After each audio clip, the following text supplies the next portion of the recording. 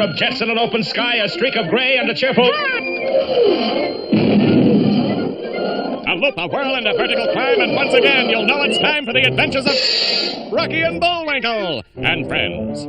Starring that supersonic speedster, Rocket J. Squirrel, with his pal Bullwinkle the Moose, and a host of others. Hurry, Bullwinkle! The show's about to start! I'm coming as fast as I can. Wave to the people! Yay! Now what are you doing? Sign an autograph. Let's see. John Smith. But your name is Bullwinkle. I know, but that's hard to spell.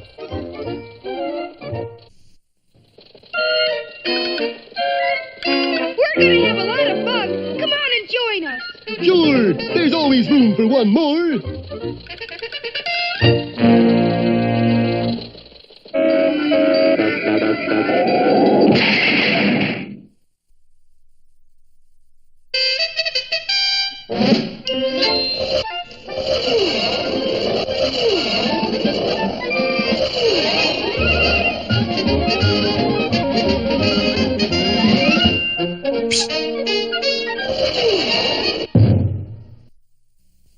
Well, Rocky and Bullwinkle's attempts to find a rocket fuel to take them to the moon has certainly raised a fuss, especially on the moon itself.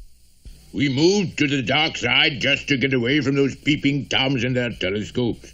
Now they're going to come right on up. We must stop them! So the Moonmen selected two of their hardiest adventurers and sent them down to Earth with only one mission, to stop our heroes from finding the formula. And so when a hypnotized Bullwinkle recited his recipe for Grandma Moose's fudge cake, even to a sleeping audience... Can I scrooch him now, Gibney? Yes, Clyde. Scrooch him now. As the mysterious ray struck Bullwinkle, he was instantly frozen solid, stiff as a board. So that's what it was like to be Scrooched. Where do we put it? Let's take it home in our flying saucer. The Moonmen had scarcely left the room when Boris woke up. Go on. I didn't miss a word. Where did he go? Oh, there he went. Hey, you, come back with my moose. But he knows the formula. We gotta take him along. Don't be foolish. You missed the brains of the outfit. The brains? Who's that?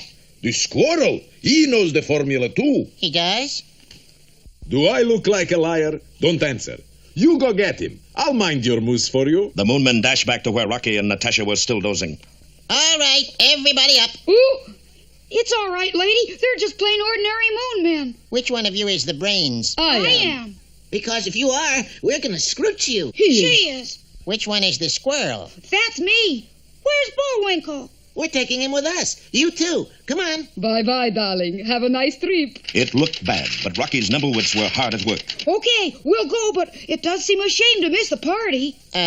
Party? Sure. The government always throws a big party for visiting spacemen. With paper hats? And noisemakers? Yeah. Well, maybe we could wait a little while. Of course, we need our entertainment, Chairman. Who's he? My pal, Bullwinkle.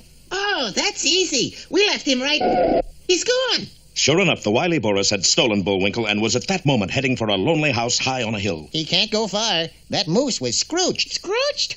How long did you scrooch him for, Clyde? The dial said 8. 8 what? I don't know. It's either 8 hours or 8 years. Well, Bullwinkle was still frozen solid and Boris couldn't loosen him up. Then exactly 8 hours later... Ooh. You're conscious. No, I'm Bullwinkle. Where am I? This is your new laboratory. I am your new assistant. Shall we get to work? Well, let's see. I guess so. 2 cups of flour, 1 teaspoon salt. You taking all this down? Yes. Could you speak a little louder? I'm rather hard of hearing. Oh, certainly. Testing. 1, 2, 3. Little did Bullwinkle know that Boris's hearing aid was in reality a powerful shortwave transmitter, and that every word he uttered was instantly heard in another country far away by a band of sinister spies. Don't fail to see our next episode, Monitored Moose or the Carbon Copycats. And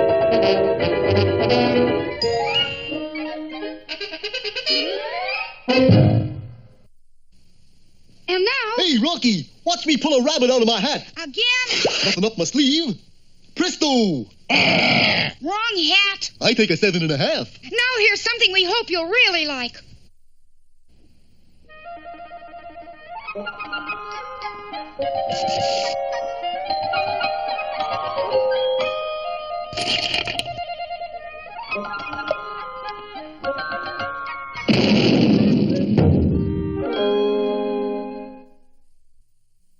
Once upon a time, there was a shabby little fisherman. Shabby, but neat.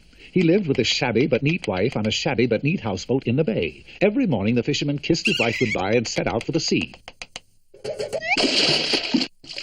One morning, when he was fishing near some odd-looking rocks, he felt a furious tugging on his net. When he pulled it in, he could hardly believe his eyes. He had caught a mermaid, an honest-to-goodness live mermaid. Oh, joy. What's so funny, fisherman? Young lady, you're going to make my fortune. People will pay anything to see a real live mermaid. But if you take me away from the sea, I'll die of a broken heart. Are you sure? It's the usual thing. Oh, dear, that would never do. And the fisherman cut his net and freed the mermaid. Fisherman? What's the matter? You catch your fins in the net? No, I've come to repay your kindness. Oh, that's all right. I promise to grant you any wish you may ask of me. Well, I sure do wish this net was mended. I'll do more than that. Hey! And suddenly, the fisherman was holding a beautiful brand-new net. It's true. Oh, wait till I tell Honey Bun. That night, the fisherman told his wife all that had happened. Why, I can hardly believe it. Say, Turtle Dove, why don't you ask for something? Oh, I don't know. Go on. Well, I could use a new apron. And so, the next day, at the rocks...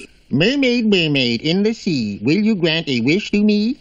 Little poem I just made up. What is your wish? Well, my wife would like a new apron. I'll do more than that. Go, she has her wish. When the fisherman arrived home, there stood his wife in a golden gown sprinkled with diamonds. Oh, it's everything I've ever wanted.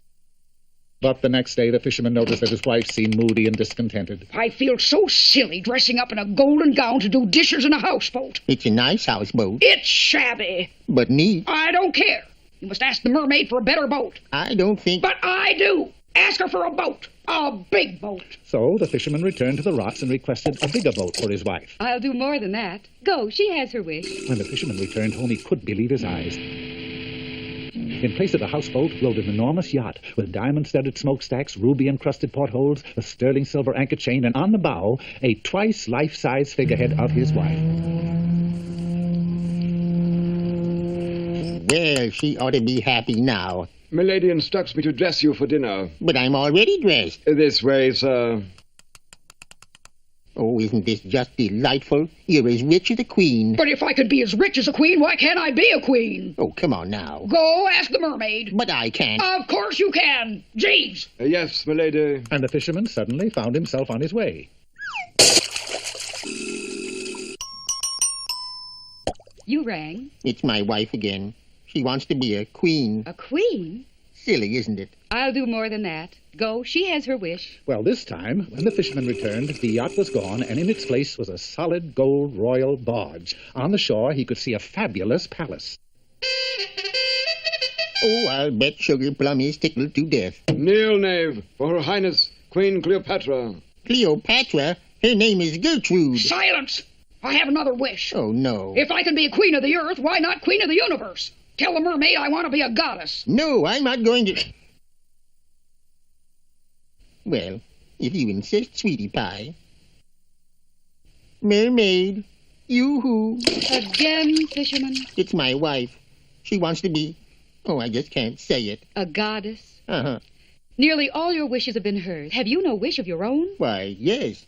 I just want her to be happy. I'll do more than that, fisherman. That was your last wish. Oh, I'm so glad. Go, your wife is happy. And when the fisherman returned home, there was his old houseboat, just as it used to be, and waving from the deck was his wife, just as she used to be. Tell me, honey bun, are you happy? But of course, what more could I want? Not even a new apron? That one's pretty shabby. Shabby, but neat. The moral of this story is obvious, I think. Be content with what you have, or it takes more than wishes to do the dishes.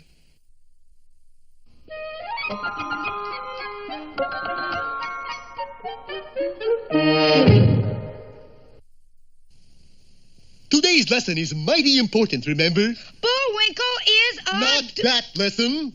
This lesson. And now for the poetic part of our show, we present Bullwinkle's poem. Greetings, culture crowd. Today's poem is an old Greek classic called The Horn. I translate. Little boy blue, come blow your horn. The sheep... Hold it. What? I forgot my music. Okay, let's go. That's kind of a big horn, ain't it? It's a big part. Oh. Little boy blue, come blow your horn. The sheep's in the meadow. The cow's in the corn. Boy, that's hard work. Oh, where is the boy who looks after the sheep? Don't ask me. I'm a musician myself. He's under a haystack fast asleep, is where, doggone it. Why'd you call this poem the horn anyway? 'Cause obviously that's what the little boy blew. And now it's time... Time for that jolly juggler, Bullwinkle. Oh, dear. 3 at once. 1, 2, And now here's a feature you're sure to like. 3.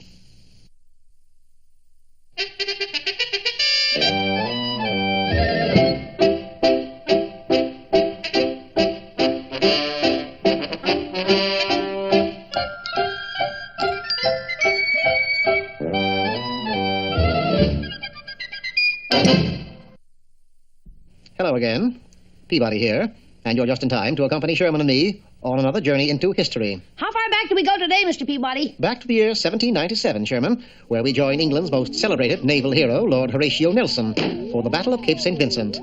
As is customary with all my inventions, the Wayback Machine performed perfectly, transporting Sherman and me to the main deck of Nelson's flagship. So Britannia rules the sea, does she? Well, I'm afraid that motto is due to go into extinction. Pardon us, your lordship, but what seems to be the problem? You mean you haven't heard? We just got here. Well, this blundering crew of mine left port minus one very important commodity. You forgot to bring cannons? No. Ammunition? No. What then? We forgot to cast off. Sure enough, an unbelievably long hawser held the flagship in check. Does that rope stretch all the way back to England? All the way. And unless we get loose, we can't go into battle. I suppose you've considered cutting it in two. We've considered it, yes. But you see, Admiralty law frowns on such action. One must cast off, and one must cast off while leaving the dock. Oh, I'm afraid it's hopeless. Meanwhile, just off the coast, the Spanish fleet lay at anchor. Look at that silly Nelson. He is like the sitting duck, yes, my captain? Yes, like the sitting duck who is at the end of his rope. Tell you what we do. We send him a message. By George, it's a communication from the enemy. Dear Lord Nelson, you are cordially invited to attend an informal battle staged in your honor at 6 p.m., as ever, the Spanish Navy. Isn't there something we can do, Mr. Peabody? There is one thing. Lord Nelson, I suggest you send a dinghy back to England to cast off the hawser. Impossible. A dinghy would have to make it there by 6 so that we could go into battle. There isn't a man alive who could row that fast. Mr. Peabody could. He won the International Regatta 3 years in a row. 4 years, Sherman, 4 years. And so, wasting no time, we headed back to England. Unfortunately, upon arrival, we found the dock heavily guarded. Nelson should know better than to leave port without casting off. It just isn't done. I'll have him broken for this. Yes. Now, remember, no one is to touch that hawser. No one, understand? Uh-oh. Now what, Mr. Peabody? This calls for subterfuge, Sherman. Pure, unadulterated subterfuge. Alt. Who goes there? Stand aside. It is I, the head of the RRI. Oh. Now, off a mo. I never heard of no RRI. What's it stand for? Royal Rope Inspectors. It's our job to inspect rope. Like this one here. Oh, now take your hands off that there hawser. It's almost 6, Mr. Peabody. We've got to hurry. I said take your hands off that hawser. That's Navy property, that is. Look at this. Intestinal calcification of the fibre. What's that? Sounds horrible. Never fear. England will care for your survivors. My what? Survivors. You see, unless we get rid of this rope, you're going to become infected and... Well, get rid of the ratty thing. And get rid of it we did, just as Big Ben told 6. Of course, the rest is history. Nelson succeeded in sinking the Spanish fleet. Oh, so Nelson was like the sitting duck, eh? I think we made a boo-boo, yes, my captain? Yes, we made a boo-boo by joining the Navy instead of the Army. Come on, push me into shore. Later that evening, we returned Nelson's dinghy. England owes you much, my friends. Goodbye and good luck. Well, Sherman, shall we go? Well, I guess so, Mr. Peabody, but I sure am disappointed. Why is that? I never did find out why Lord Nelson wears an eye patch. However, it wasn't a total loss. Sherman did discover something about wrestling. For there, on the poop deck, someone was giving an exhibition. It was Lord Nelson's half-brother. That, of course, is how the term half-Nelson came to be.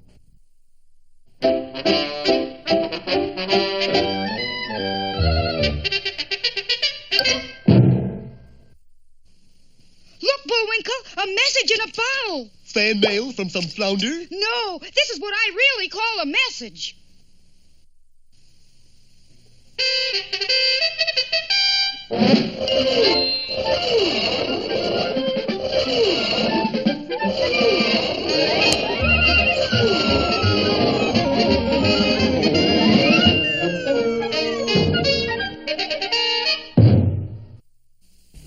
You remember that while Bullwinkle was hypnotized, he named all of the ingredients of a secret rocket fuel. He had already bored Rocky and the two spies into a sound slumber, but there were still two witnesses to hear him, the Moon Men. Their reaction was quick and to the point. They scrooched Bullwinkle and started off to the moon with him. When Boris saw what was happening, he managed to turn their attention to Rocky while he made off with the moose. When Bullwinkle recovered, he was in a new laboratory with a new assistant who looked remarkably like Boris Badenov and who wore a hearing aid that broadcast directly to a nest of spies in a foreign country. Not only that, but the spies had a laboratory set up to duplicate Bullwinkle's every move. You're receiving, okay? Okay. Turn on speaker. Let's see now.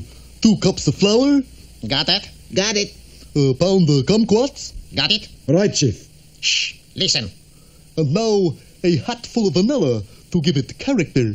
You sure this is chemical experiment? Oh, sure, why? Sounds more like girls' cooking class. Uh-oh, he's a smart one. Well, Bullwinkle, what do you do now? Bullwinkle was a mite embarrassed by not knowing the scientific names of anything until he spotted a chemistry dictionary on a shelf. Quickly, he opened it. Well, how's this now? 3 ounces of methylene bromide and a cube of diphenylphosphate. That's better. You getting all this? And now a dozen benzochlorines. Benzochlorines? But Quiet. Do as he says. Now we'll just pop it into a hot oven for about an hour. pop it into... No, not that. We must follow his directions exactly. Pop it in. So, obeying Bullwinkle's instructions, the spies put their mixture into the oven. As a result, their laboratory instantly disappeared, while the only result in Bullwinkle's lab was... Oh, darn. Just another mess of chocolate pan dowdy.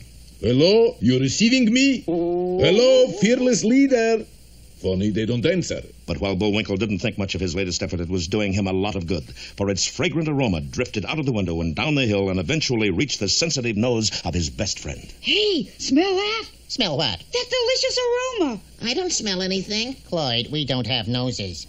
Oh, I forgot for a minute. But I do, and I'm going to follow it right to Bullwinkle. And so over every obstacle, Rocky followed the smell of Bullwinkle's chocolate pandowdy. It took him right to the house on the hill, but he didn't approach unobserved. Curses, is that nosy squirrel? I must work fast. And Boris did work fast, for when Rocky reached the house... Gee whiz, looks like I was expected. Do not turn back. Go on instead. Your friend the moose is just ahead. Boris shave. 10 feet to moose. Too far. Go back 5 feet. Stand here. Pull rope. But when Rocky pulled the rope, a trap door opened under him and the plucky squirrel dropped from sight. See? It pays to advertise. Don't miss our next episode, Rocky's Dilemma, or A Squirrel in a Stew. Well,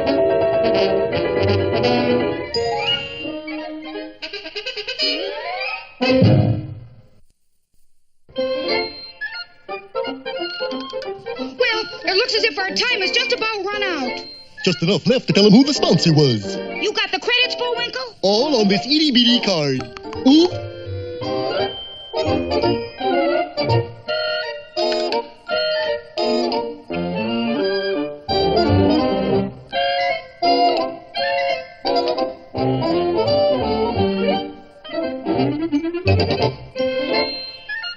We're late again, Bullwinkle. Right. Bye now. See you next time.